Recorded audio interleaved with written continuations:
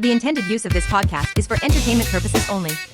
The views and opinions expressed in this podcast are those of the host and guests independently, and do not necessarily reflect the official policy or position of Updog Challenge Incorporated, its sponsors, or any other partnered organizations. Updog Challenge Incorporated does not guarantee the accuracy or reliability of any opinions expressed. In no way should the information provided during the Sweet Spot and Updog podcast be considered veterinary, medical, legal, or professional advice. At all times, the advice of your personal professional should supersede any information provided, derived, or inferred from listening to this podcast. Ready, set, go.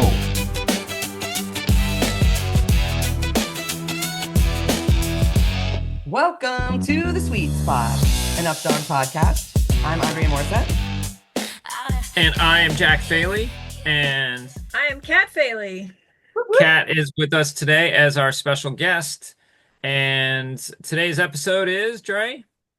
We're going to be talking about what's up in the world of DiscDogging, and what's coming up is also UpDIF. So we have some cool information about UpDIF related items as well inside of our What's Up episode.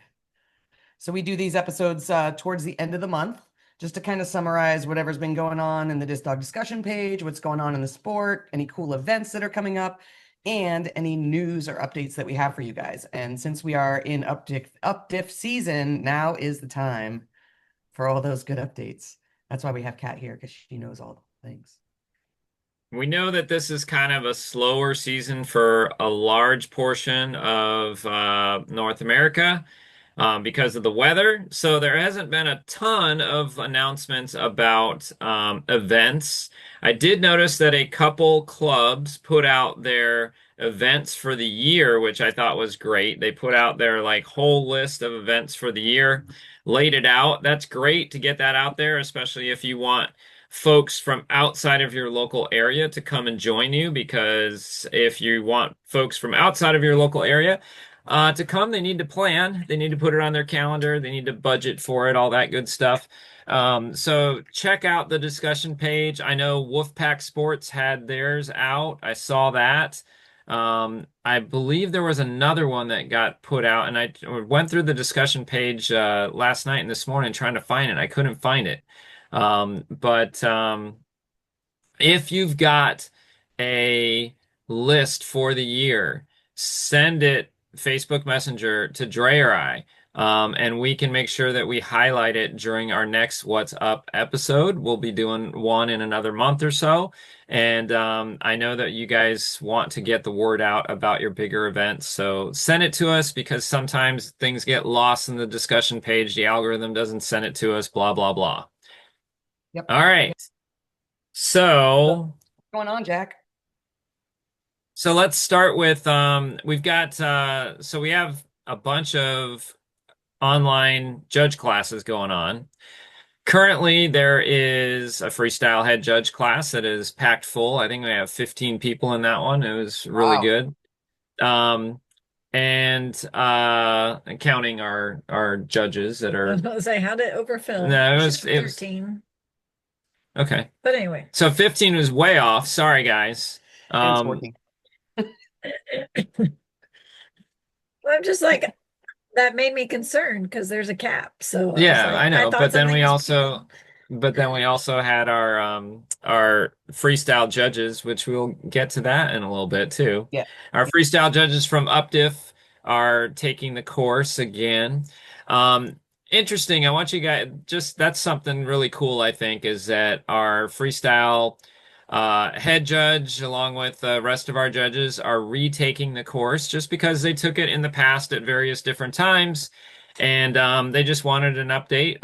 Freestyle is an evolving sport, and so it's always good to keep the conversations going, making sure that we're all on the same page and things like that. So anyways, not that this is about freestyle, of course, Not right? yet, anyway. I mean, yeah, I just retook both the games and the freestyle course in February because I'm heading out to Australia in about a week. And that was the first time I'd retaken it since we really launched the course. And it was really helpful for me. And I'm judging all the time.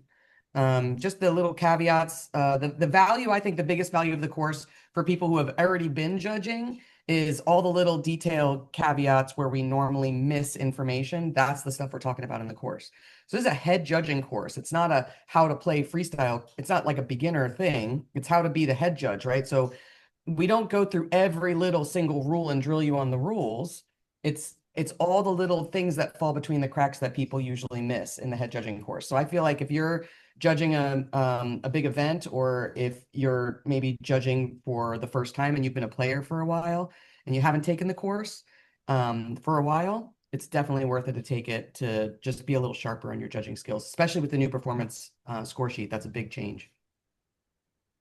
Yeah, and lots of really good conversations too, watching videos, looking at nuances in the game and things like that. So that was we got off on a track there talking about freestyle, but we do have head judge gaming head judge, like non-freestyle games, head judge courses beginning in both March and April. Registration is out there for those. They do fill up quickly. So if you've got someone in your club that you would like to get trained up on the games, or perhaps you're wanting to start a new club yourself and you want to make sure that you are certified as a head judge, get in there, get registered. Those classes, we have one starting in March, one starting in April. The next freestyle head judge class won't start. The registration for it will be open after UPDIF. UPDIF is getting close, and so we're going to take a little break on that and pick back up after UPDIF. All right, so let's talk about some events. Dre, check out the events, and you can tell us about some of the ones that are going on, the bigger ones. We've got a couple in Canada. Yeah, and one of them is one of your favorite events that you guys always go up to. Maritime Cup is coming up August 14th to 16th. That is in Canada, and it's in Great Village. What is that? Nova Scotia? Is that what NS is? Yep. Nova Scotia. Yeah. Look at me. Yeah. Yeah, so that event you guys often travel to, and I don't know if you play or judge or both when you go up there. I went up last year. Last year was actually my first time going, and I was the head judge. I got to play a little bit, but I was the head judge. I got to play a little bit. Yeah, Kat got to play, I know probably you guys more than I plan on going did. back because you really enjoyed that But one. it was a super fun event. Great community up there. All the after hours hangouts were great. Just talking to people, and Steve and Melanie do a great job of like creating a nice atmosphere even after the event. Hang out for dinner. One night they had a band. They're gonna have a Oh, that's band cool. again. And the band was great. So it was, like I said, it was just really cool, fun people. There were people from the States that had driven up to the Maritime Cup, and many of them did it for, like, it wasn't their first time. They had been up. They realized what a great event it was. They came back again. So I know that that's coming up, and In I know in their August. post they talked about the registration. So when it does come out, when that registration comes out, make sure you hop on it, because I don't doubt it fills up. Yeah, so that's one to plan. It's August 14th to 16th, and just keep an eye out for the registration on the discussion page. The other one is another one of our big Canadian events, Canadian Nationals, and Maxime is hosting that one, and that's just after the other one, so September 5th through 7th, and that's in Quebec. So it says DiscDog Performance. That's the name of his club. Okay, that's cool. Yeah, that's the name of Maxime's club. Kat, I know it's the Canadian Nationals, but are folks from the United States allowed to attend? They are, but they already held registration, and it's full. So What? they had a wave one strictly for Canadians with that met some criteria in terms of how much they had run up dog Yeah. last year, and then they had very few spots open after that, and that opened, and it's full with a wait list. So Wow. it's All gonna right. it's gonna be big. Man, Canada's kicking butt. That's awesome. And All right, Canada well, was really our first international country that jumped on, from Oh, yeah. from the US, and they've been going strong ever since. So we're very, very happy that their national events are going so well and filling so well. That's super exciting. I haven't been to one yet, but they've inquired about me judging next year. So we'll see. We'll see how if I can get out to Canada. That'll be exciting. You need to go to the Maritime Cup with us, Dre. Yeah, I'll have to see if I'm might be working that weekend. I'll have to see. That's a long drive. Yes, it is. I'll But see where I am that time of year because I'm definitely it's gonna be on the really not a road. bad drive though. It's not a bad drive. Like it's not, at least the route we took was not super like busy in terms of traffic. We didn't hit too many cities during rush hour. Like, and we hauled the trailer all the way up there. So I made sure I was like, I don't want to go through any large cities and go through a Right. bunch of rush hour with the trailer. Yep. But it's yeah, it's not a bad drive up there from where you're at. All Yeah. right. Well, let's switch gears a little bit because obviously the biggest thing for us anyway in terms of preparing and everything coming up in the next month is UpDiff, and that's why Kat is here as our special guest um, to make sure that we say everything correct is basically what she's here for. Yeah, pretty much. Yep. All right. So the first item on our list is hike cards. Tell us about that. Yeah, Kat. Like when so first of all, do I need to have my like if I have a hike card for my dog from a approved organization? First of all, what are the approved What are the organizations? approved organizations? Yeah.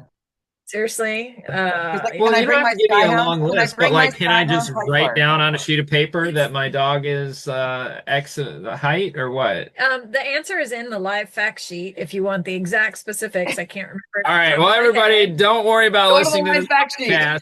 No, Podcast canceled. Just go look at the live fact sheet. well, you're asking me for specifics and I don't have them in front of me. So it has to, for agility organizations, it has to actually state the height on the card, and in the live fact sheet, it tells you which ones we accept. We don't accept CPE. I don't believe we accept UKI, but we do accept AKC and then the USDAA. We do accept flyball measurement. It's again states in the fact sheet what exactly it is that you need. Do I need to actually bring the physical card or can I take a picture of it so I don't lose the card? Like, can I take a picture with my phone and have it digitally? As long as it's clear that it's a card, I believe our judges will accept that. But if it's like blurry or weird looking or anything like that, they're not going to accept it. So maybe like make a copy of it or something. I don't know. Okay. And What then about- what about what? Go ahead. You were going. Go.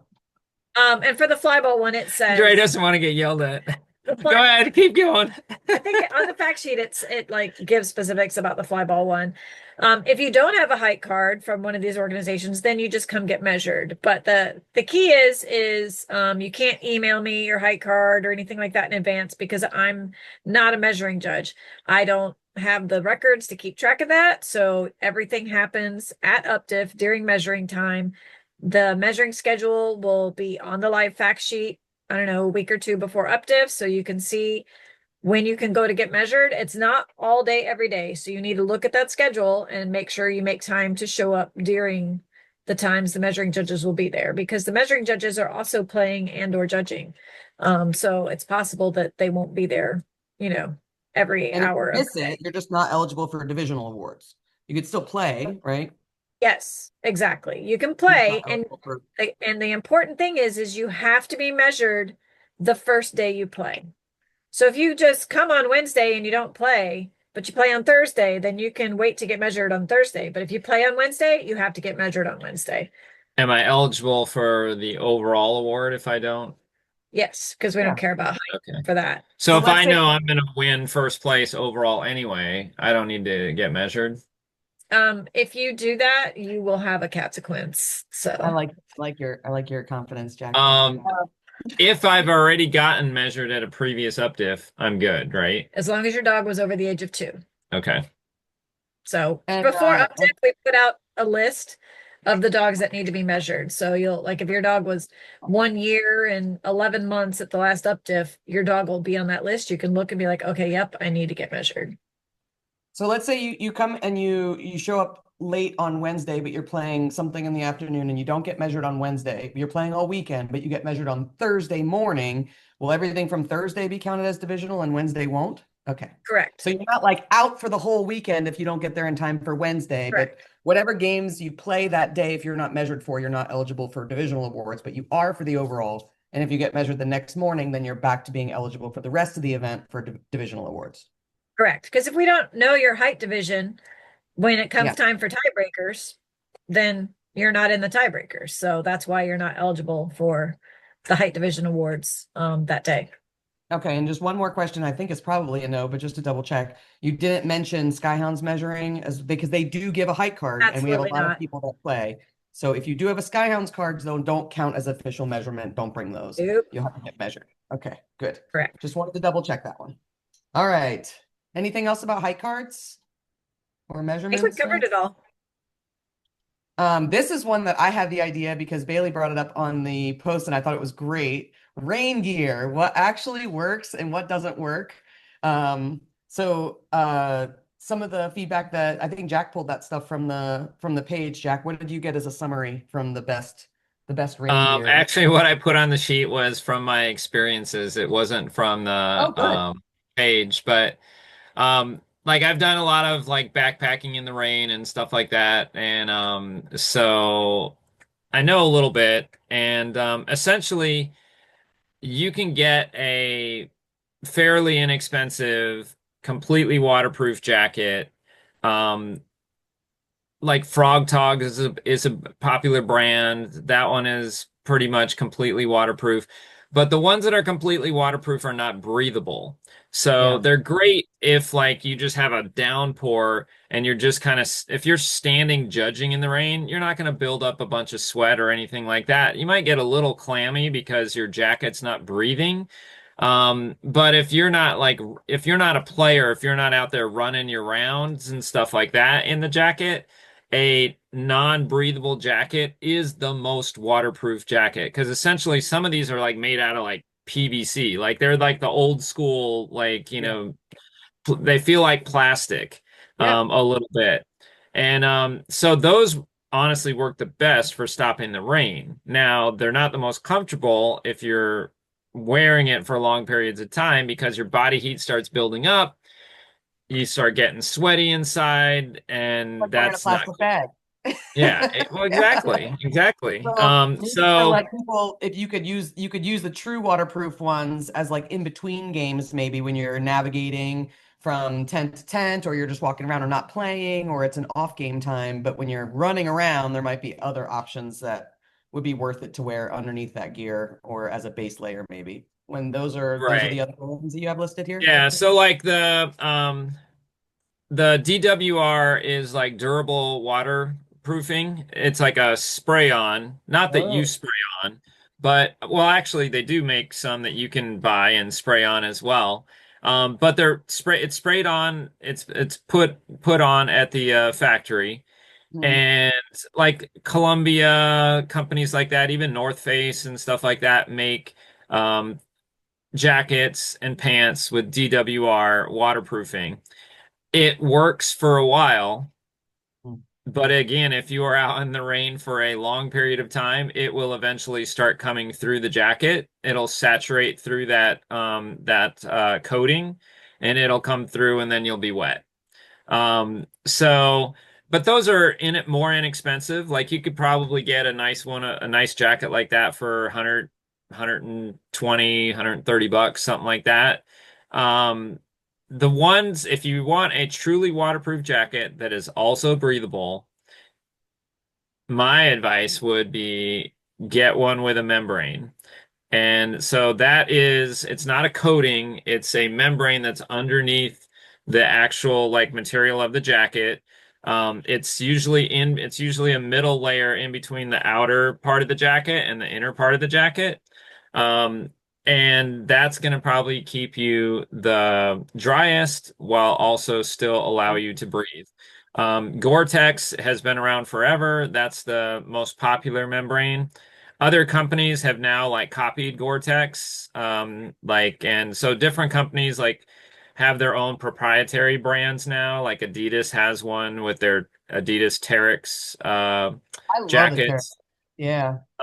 And so they have a membrane that works pretty well. I know that like Merrill, I think, has one for their clothes. But basically, just look for one that's got a waterproof, breathable membrane.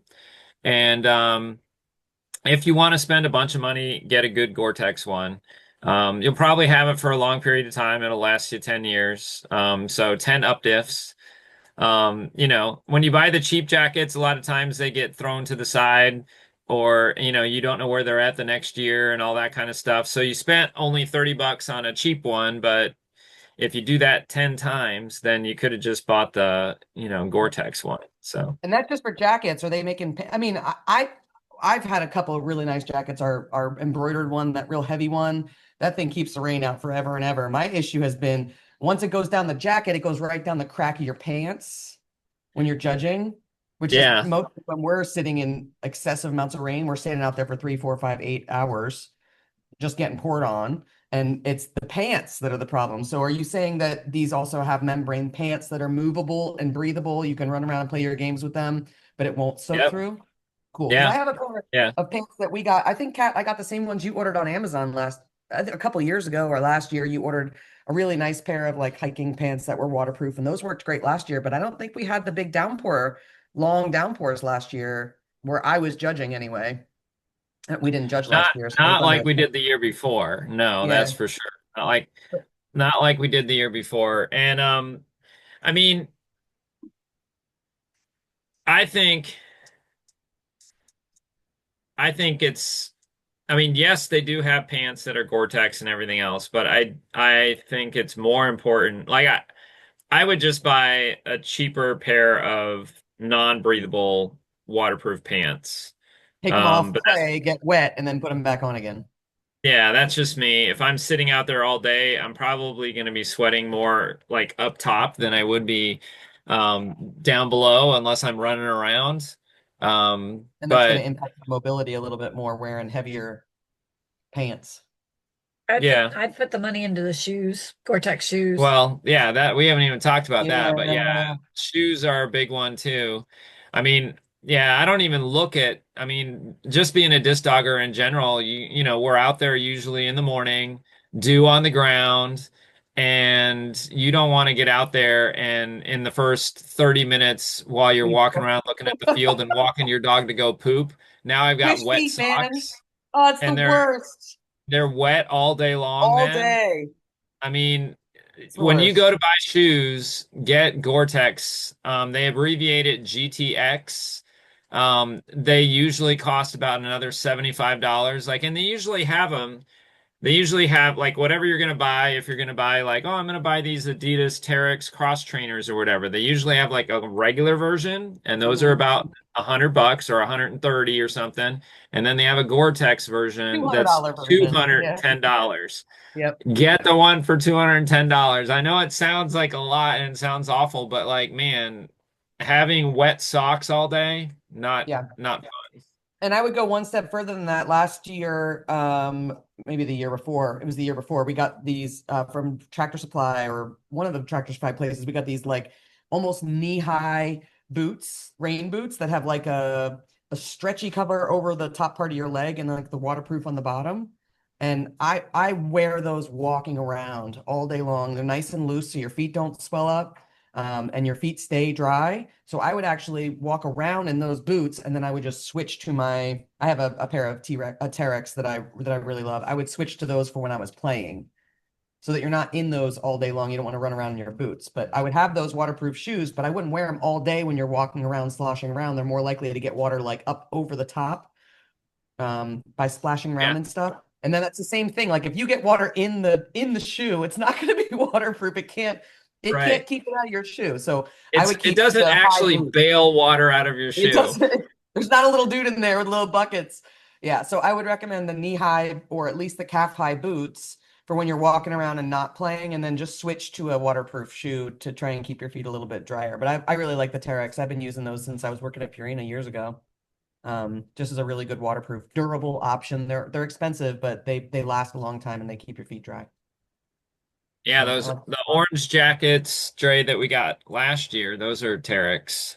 Yep. And they have a liner in them. They have a breathable liner. Yep. Anyways, all right.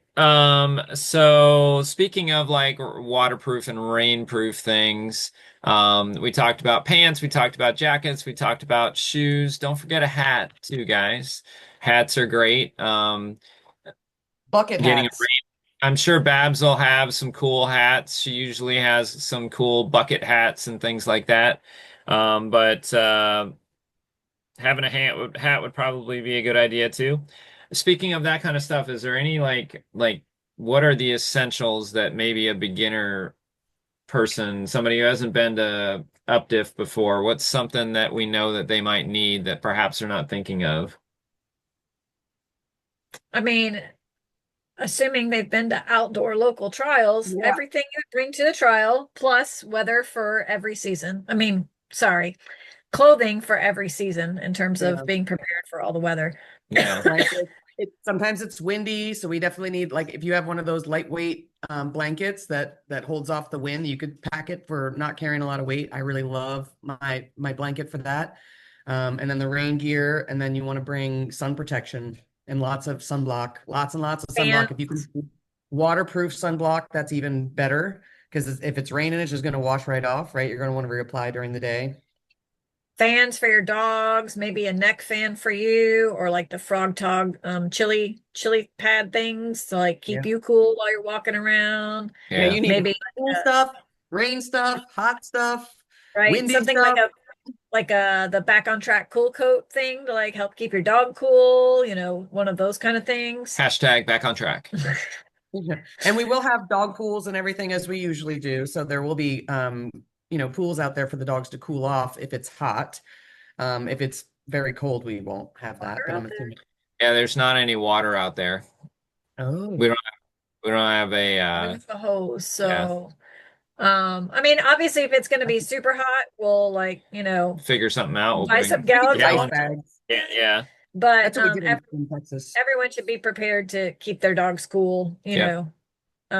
There's a river. I don't know if there's access to it or if it's safe, but we'll Yeah, figure that in out. Texas, everybody would just bring 20-pound bags of ice, and one person bring a baby pool, and everybody would chip in a 20-pound bag of ice, throw it in the pool, and throughout the day it sort of melts.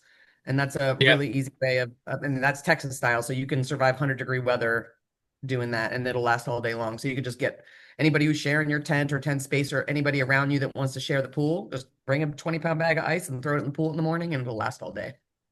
Yeah. And we are super close to civilization here, like even more so than we were in Alabama. Like Starbucks is literally 2 minutes away. So I know you're happy about that, but I'm very happy about I that. don't care about it. But Tractor Supply is 2 minutes Tractor away. Supply's 2 minutes away. Jersey Mike's is 2 minutes away. Yeah. And Yeah, there's a your grocery report. store like 3 or 4 minutes away. So my point is that like you can DoorDash something to the field, you can run out and go grab something, if you need it, whatever. So I mean, bottom line, check the weather, and come prepared. like Prepared for a all week, of it. a half a week beforehand, And then and keep checking it. yeah. But It's springtime. It changes. That's part of the UpDiff experience, is that you never really know until the last minute, or sometimes until we get there, what the weather is actually going to do. So the more prepared you are, the more comfortable you'll be throughout the event for everything. And the people that have been coming every year, that's the first thing they say, is bring everything for every weather, because you can be prepared for what it says on the weather map and it'll turn on its head pretty quickly in the spring. I think anything else about weather, because I'm excited about the next thing we're going to talk about. yeah, let's go ahead and move on. All right, what's the next thing?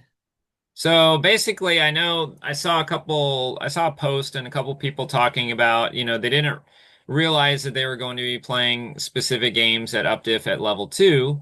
So we just wanted to clarify. Of course, we just had a podcast recently about level 2 games in 2027, but that's not what we're talking about here. We're talking about 2026, the UpDiff coming up in a month. The games at that UpDiff that you will be playing at level 2 are Freestyle, Throw and Go, and Fragility. That's the same that we've been doing for the past however many years we've been doing level 2 Fragility, 4 or 5 years at least. Yeah. Yeah. So, I know, Dre, you mentioned this on the last podcast too. There are a couple like concessions that we do for fragility.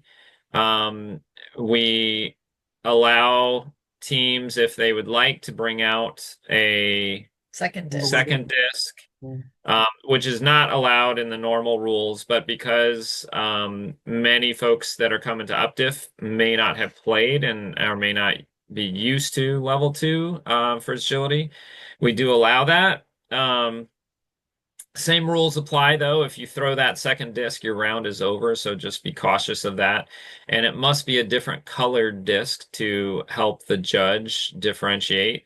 So there's no sleight of hand or anything like that going on. Uh, Freestyle level 2, you should know the rules to that. Throw and go level 2, exactly whatever the rules are the rules. So those are the only three Yep. until Yep. 2027. And then we take all the leashes off and start throwing a bunch of new level 2 games at you guys. We're very excited about that. But yeah, we're not throwing any of that stuff for this year. We don't want to stress anybody out. And us talking excitedly about next year just lets you know we're always in preparation for UpDiff. We've been working on 2027 for 6 months since we started all that. So we're always looking forward, and we're excited about next year's UpDiff having some more level 2 games, but we're not doing anything different this year. All right, what do we know about parking and food trucks? That's definitely not my department. Kat, do you want to talk about parking, like how close they'll be able to get to the field and junk like that? Sure. So at Tanglewood Park, you will be able to crate out of your cars. You will be able to park next to the field. If you look on Google Maps at Tanglewood and you look at their cross-country course, like that's how it's marked on Google, there's a big oval there. Well, all the UpDiff fields are going to be in the middle of that oval. At least that's the plan. And then the cars can park on the outside of that oval. So, you'll be very close to one field at least. And then, it should be, I would think, relatively easy if you need to move. If you're parked on the east side and for the afternoon you're going to be on the west side, you could probably move your car over there. We'll see how that goes, but it's not going to be like Alabama where you're in a parking lot. Like you can actually pull in. And if there's torrential rain, that oval, like outside of that oval, is a gravel road. So you'll still be able to park on that gravel road, like half on, half off, and still be relatively close to the field. So that So is be one of able the to advantages of this place. So basically they would be able to like leave their dogs crated in the cars if they wanted to, perhaps bring a pop-up tent, bring the pop-up Oh, I tent would think closer. they'll bring a pop-up tent to Yeah. have at the field, but Right. It won't be like if you've been to Kentucky, it's not going to be as close parking as that. Like you're not going to be parking essentially 10 yards from the field, which is what we did in Kentucky. And also everybody got stuck. That was a nightmare. Yeah, But some people still owe Cody and Nick $10 for their pullout, by the way. right, yep. But anyways, it's not going to be that close, but it's huge. There's plenty of parking, and like Kat said, like you could even start this side in the morning, and you should be able to roll around to the other side if you need to in the afternoon, and there's still going to be plenty of parking there. Yeah, well, I think there's 360 something competitors. There's not going to be 360 something cars, and that's a giant oval. Yeah, Like there'll be there's plenty of space. plenty of room for 350 cars. So, Yeah. and we're gonna put up signs for the general public because it is being advertised to the public by the Parks and Rec people and the tourism board. So we're gonna put up signs for Public. spectators, public to Parking. park off to the side, and then competitors only around that steeplechase track because that's what it used to be, as a steeplechase track. Yeah. What about food trucks, Jack? That's your area. Oh gosh, food trucks. Food trucks are always a challenge, you guys. Sometimes, well, I was fully booked as of 8 o'clock this morning for having 2 food trucks a day. And then around 8:30, I got an email from one of the food trucks telling me just simply, we won't be making your event. Now, I'm going to give it to them, at least they let me know, because last year I We had have a no food show. truck that didn't even let Yeah. me know. They just didn't show up. Yep. But these folks said they didn't give me any reason or anything. They just said, we won't be making your event. Thank you.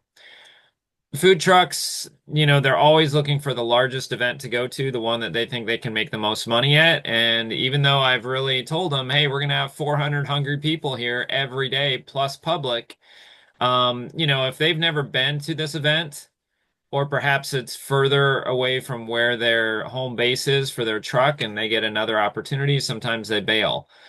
So we're going to try and get 2 food trucks a day. That's my goal. But like Kat said, honestly, it's not going to be a problem to do DoorDash, to run out and grab something. Dre is going to be in charge of putting up the tent like she did last year. She had that nice tent up for delivery, so that I forgot, it was like a colored tent, right? Yeah. Yeah, we used one of the Proctor's tents. They brought like this highlighter green tent. So Proctor's, can you bring your highlighter green tent again for us to borrow? And we had a banner made, and we just need a better way to install the banner this year, because I remember last year it was a little bit, we had some trouble with being able to, whatever. There will be a hopefully bright green Proctor tent with a banner on it that's easy to find for the food delivery, so that you don't have to try and search for the delivery person. So we usually put it like right on the outside of the parking area. So when they pull in, you could just walk over there and stand under the tent and meet your food delivery person and then go back to your tent.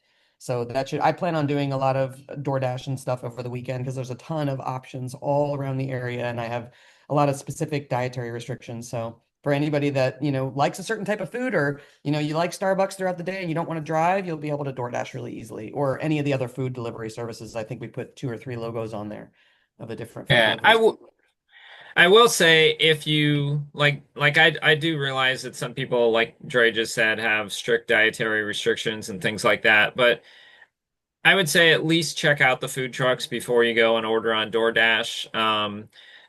I mean, the whole reason that trucks do bail on us sometimes is because, they might come out to the event and then, they only get 10 people or 20 people or whatever, they go to the food truck. And that's not going to be worth, some of these guys are driving a few hours to get to the event, set up, blah, blah, blah, all that. Um, a lot of times a food truck will try to nail us down and be like, well, I'll come if you can guarantee me $1,500 in business, or, $2,000 in business or whatever. And we're not going to do that because we don't know how things go. So they are taking a little bit of a chance.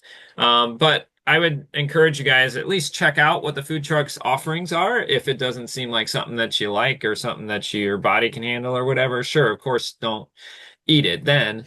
But at least go check out what they've got. And if they've got something good, give them the business. All right. Jack, Uh, are you going to be able to post those kind of before the event? I know that, like you said, the food trucks can cancel and they are subject to change. But it might be good for anybody who, might be Yeah, concerned I about whether or not will. they can I'll make it. post as we get a little bit closer. I'll post the trucks and their menus and things like that. We've got a couple good ones that I think will be fun. We've got some barbecue guys that have some interesting stuff. Barbecue's always good. They've Yeah. got excellent brisket, which is awesome, and a bunch of different like variety stuff too. But we also have a pizza one coming that's like brick oven, That was a big flatbread. hit last year. Yeah, that was great. Yeah, flatbread. So anyways, I'll post all of that, so that you guys know, and those that have menus online, I'll post the menus online. Awesome. All right. You know what? Like, Kat, let's jump down to, since we're talking about food and stuff, let's jump down to the Winston-Salem's to do. Okay. You cool with that? Sure. All right. So like Kat put out a post on the Updog discussion page not too long ago asking, we've got a lot of local clubs close to Winston-Salem. So we know we have a lot of Updoggers there Yep. that are familiar with the area, and Kat asked, What's there to do in Winston-Salem, and ask them to share. so that those of you that aren't from the area would have a good idea of, what's going on. So Kat has 2 suggestions herself that she would like to tell you about. Dario, which is a local chain, and we found it. When I was up for one of CJ's events, or when I was up training a club near CJ, actually, one or the other. But it is kind of like a Culver's, like a local version of Culver's. It's got burgers and other variety of foods like that. But then it also has ice cream, and it's really good. Jack and I both try to stop at Dario whenever we're in the area. I was thinking to myself as I added this to the list, I'm like, what's better? Is it the ice cream at Dario's? Is it their burger, or is it their fries? Because all of them are good. And I'm like, I don't know. They just have really good burgers, really good fries, and really good ice cream. I mean, I still like Culver's ice cream better Well, because it's it's not ice cream. custard. Yeah. But the food at Dario, the burgers at Dario are good. I can't speak to the other food. I've only ever gotten burgers, but and then my other favorite is for breakfast. That's Biscuitville. The first time Jack went up and trained a club up there, Jim Matello's group. Yeah. Jack calls me and he's like, "Hey, I'm driving down the interstate and there's a sign that says Biscuitville. There's a restaurant called Biscuitville." And I'm like, "Oh, that sounds amazing." So the next time, So I stopped on my way. Yeah, you stopped. And then the next time we were up in that area together, we made sure and stopped. And they make their biscuits fresh, scratch every day. You can see the person in the window making the biscuits. They're only open till like 2 p.m. So, but yeah, definitely check out Biscuitville and get some good biscuits. We had multiple people on the thread who are from the area say that we needed to check out the Moravian sugar cake. Is that a thing or a place? I think it's a thing. Okay. Yeah. That you can find at multiple places, because I know places it's like a have, local type of cake. Yeah, like a pastry that's local to the area. They have those in St. Louis too, like creamy butter cake or whatever it is. Yeah, those butter. But yeah, those are good. Yeah. Butter, So this is a Moravian sugar cake. That's fun. Yep. And have you guys had that already or heard of that No. at all? no. That would be fun to check out. So we'll have to check that out. And then somebody mentioned, sticking with food for the time being, somebody mentioned Little Richard's barbecue. So maybe we'll have to check that out when we're there. And a bunch of people mentioned the number of breweries around Winston-Salem and how many of them are dog friendly. Friday night, we don't have anything planned for Friday night. We usually leave Friday night open because we know people want to get together and hang out with, friends that they haven't seen in a long time. If we do anything Friday, it'll be early Friday. Like we might do like a scavenger hunt or something like that ends quick, so that you can have fun doing the scavenger hunt, but then go and, go to a brewery, go to a restaurant, hang out with, whoever you want to that night. So Friday night should easily be a night that you could take in one of these things. What else? I think that's there's one more food item. Ooh, this sounds good. Krispy Kreme tour and donut store. I've been to a Krispy Kreme before, right as they made the donuts right on the thing and pulled one off and ate it. And oh my God, that was the best donut I've ever had in my life. It was so good. So I guess they have one of those locations where you can actually do a tour and get the fresh donuts in that area. That's pretty cool. Well, Krispy Kreme like sweets. They started there, right? Yeah, that's the home of Krispy Kreme. Oh, yeah. That's fun. Krispy Kreme and Texas Pete. Texas Pete, even though it's called Texas Pete, originates in that area, which is how we got our fire theme for this year. So, well, it started the conversation, that's for sure. Yep. Let's see. Somebody mentioned that there's a bunch of things to do at Tanglewood Park in general, that's the park where we're going to be at, and we are going to be on the part that, like Kat was talking about, is an old horse racing, what do they call that? Steeplechase arena. But also in the park, there's lots of other things to see and do. There's apparently a small little art museum. There is a bunch of historical buildings. There's a lot of space there. So like if you just enjoy walking with your dog, you can definitely do that. There's a lot of horse stuff that goes on in the park. Yeah, just check out the park's website. You'll see all the things Yeah. that they have there that you can do. They are building a disc golf course, but I'm not sure that it is going to be ready for us. They talked about it, but Yeah, they haven't come back and said it's ready, so I'm gonna guess it's not ready, but I'm sure that there are courses other places, yeah, I though. saw Timothy Lake comment that that's like a huge disc golf area. So within an hour of the park, there's tons of disc golf. And then the ones at the bottom there I thought sounded cool. Somebody mentioned that there is a Winston-Salem true crime tour, which I don't even know what that means, but it sounded cool with all those words together in one thing. Uh, And a ghost and tour. then they have ghost tours of Winston-Salem. They do have some escape room places because I know a bunch of people mentioned escape rooms as being a fun thing to do in the evening time.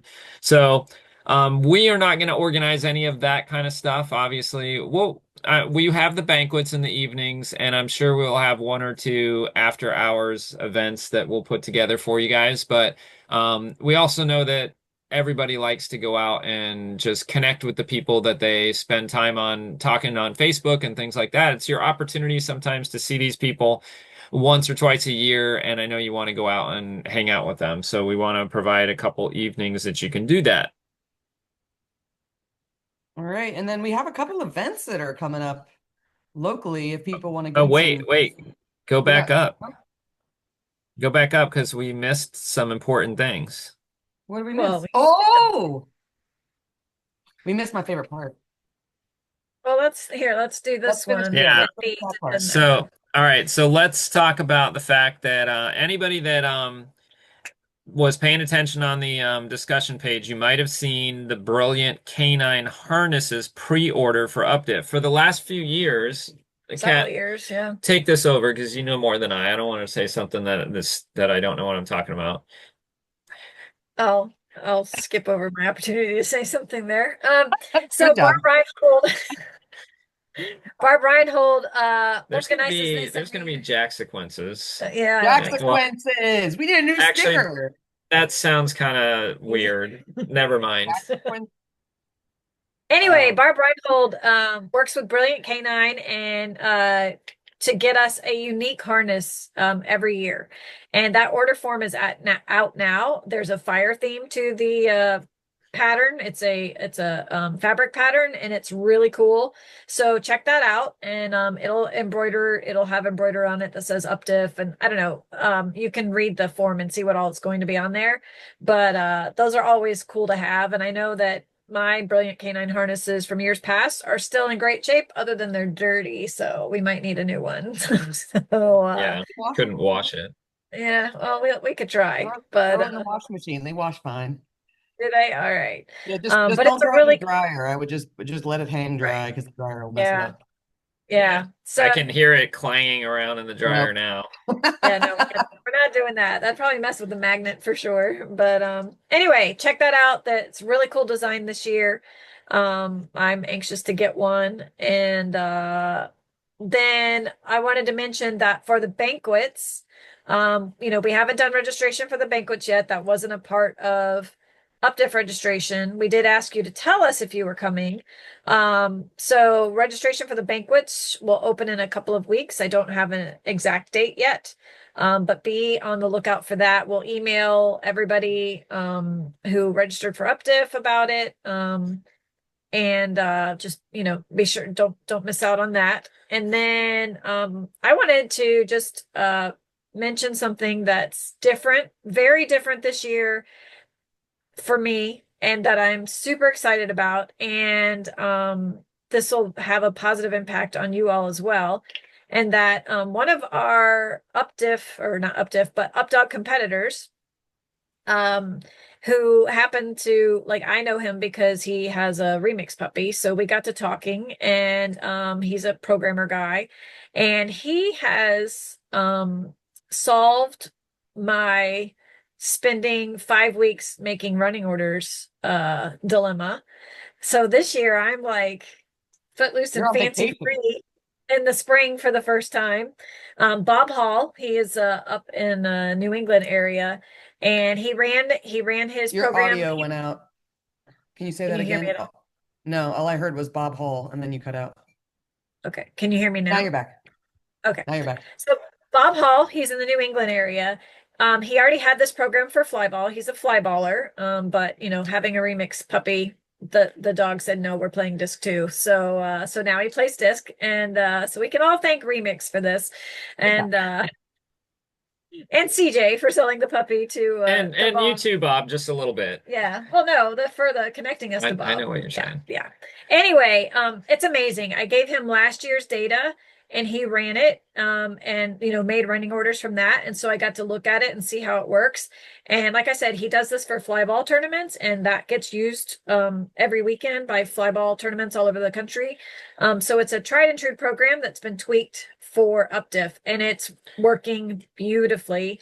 And this year, we're going to beta test his scheduling program to where it tells you who's coming up next in the running order.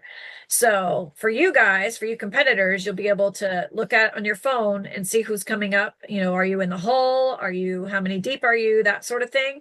More to come on that, but I just wanted to share that super exciting news. It's like literally when Bob and I got on the call after he ran last year's running orders, like I was crying. Like I had tears in my eyes of joy because I have a life back now in February and March, and so We're it's very very happy when we have a happy cat. exactly. And when we have a happy cat, we get other fun things at UpDiff that we didn't have previously, which is Oh, good transition, Dre. I thought it was a very smooth transition into the part that I'm most excited about this podcast. All right, continue. Keep it rolling. Well, because the running orders are going so smoothly and we have everything worked out earlier, Kat and Jack and I have discussed on several occasions that we are, well, Jack and I specifically talked to Kat about it, that we are, Cat. yeah, Peg, we did, that we would like to take back our idea of only running one round of freestyle at UpDiff for her well-being. Now that the well-being has been resolved by, It wasn't just for Well, my it was- well-being. it was the The addition- reseeding. It was the It was just reseeding. due to time. It was the Yeah. addition of another game. Right. And the time it takes Okay, to Fireball's reseed fault.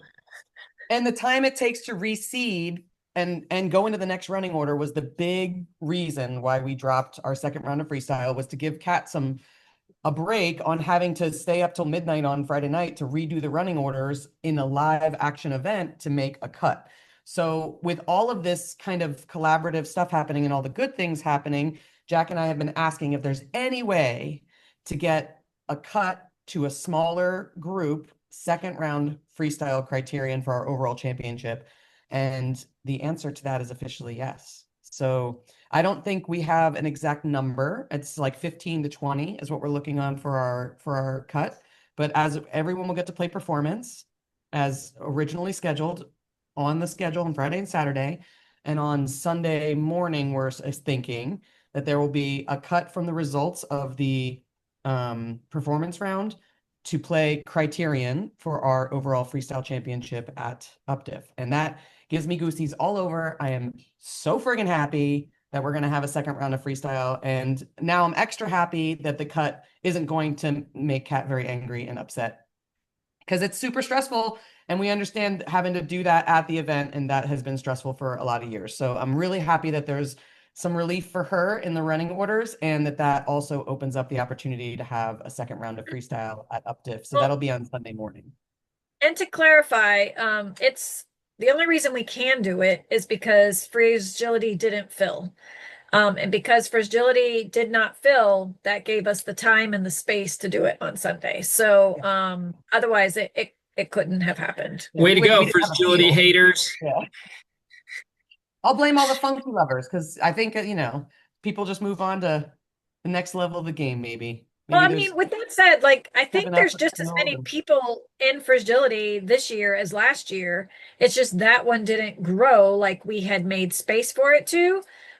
So therefore it was able to happen. Now, next year, if we decide we want to do a second round for a number of people, we're going to have to actually plan for it because, again, This that's was part of why we dropped it is we do not have time for a 50% cut like we did last year because we have a whole nother game.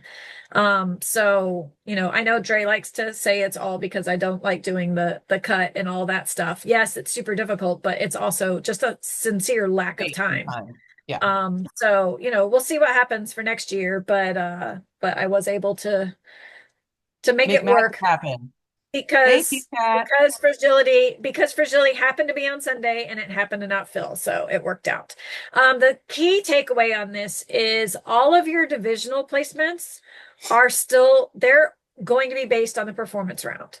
So however you place in your division is based on Friday and Saturday. The cut on Sunday only impacts the overall. So our top 3/top 10. That because we do top 10 in that game, right? In every game. Like, yeah, we do. Yeah. Awards for top 10. Yes, So yeah, it's just impacting that. If you placed first in your height division, based on what you did on Friday or Saturday, that stays no matter what you do on Sunday. Or because some people may not even play on Sunday that placed, in their height division. It just depends on what the cut's going to be. Yeah, the cut will be overall, not based on division. Yeah. Just like Kat's saying. So like we haven't figured out the awards ceremony yet. We might be able to award divisions on Sunday or Saturday and then just overall on Sunday. Yeah. But we'll get to all the details as we get closer. But the biggest thing to know is that we'll say a minimum cut of 15 for freestyle on Sunday going to a second round so that we truly have the best of the best. The people have the teams have 2 rounds to showcase their dog, 2 distinct rounds, the performance and the criterion. So Sunday would be the criterion round. They would be judged.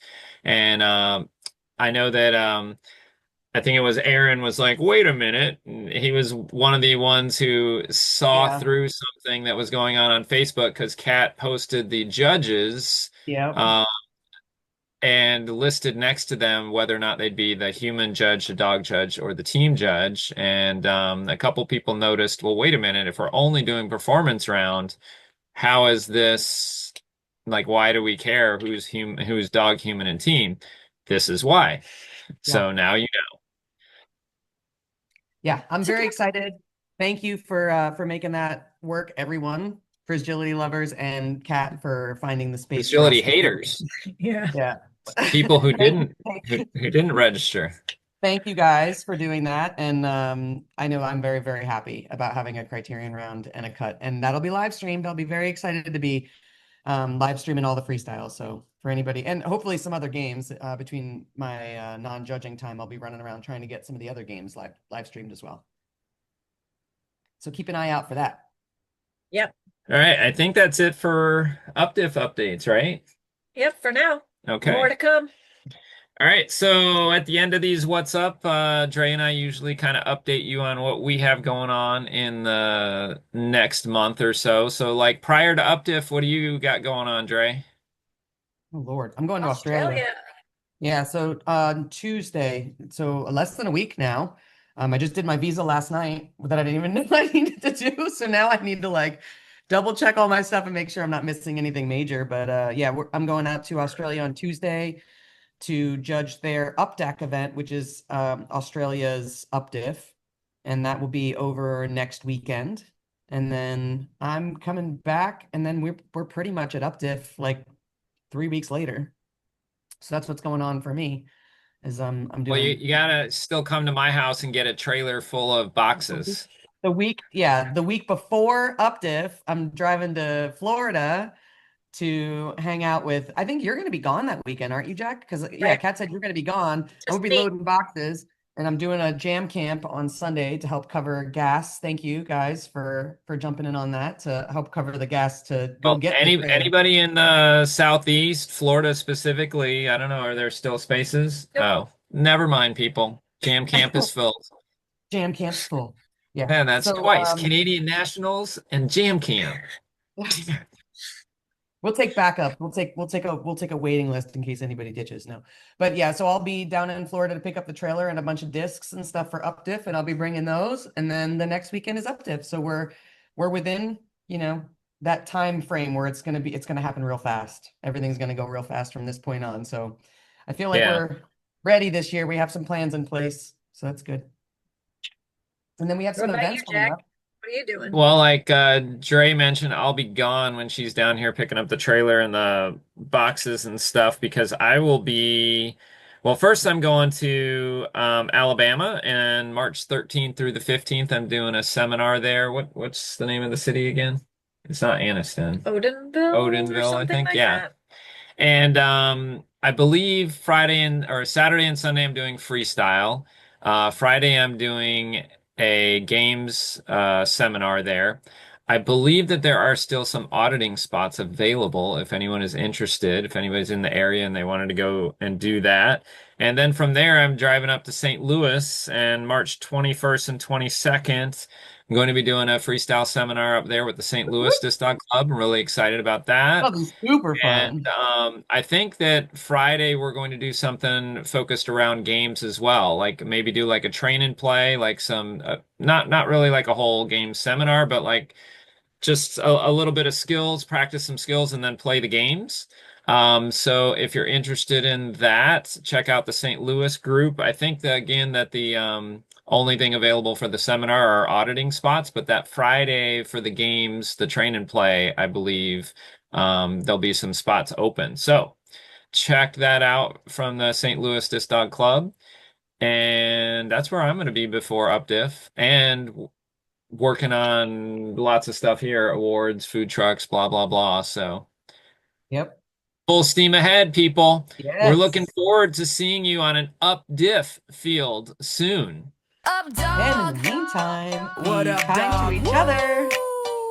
And be kind to your dogs. See you next time on The Sweet Spot. Yo, you heard the buzz, heard the word on the street. Up dog challenge, it can't be beat. It ain't just fetch, it's a very special game for the dogs and the people. We all shout its name, whether it's a roller or in the air. My canine companion doesn't really care. We're in the up dog zone now. Got that laser focus, making every throw an epic high flying bonus. What's up, dog? We're on the field, sun in the sky, with my best friend soaring, teaching that just to fly. It's the up dog jingle, so come get in the mix for the ultimate teamwork and all the best tricks. From throw and go to freestyle, we're bringing the heat. We're fun, helpful, and a friendly team that can't be beat. So if you love your pup and you love to see the disc really spin, come on down to up dog, where the good times begin.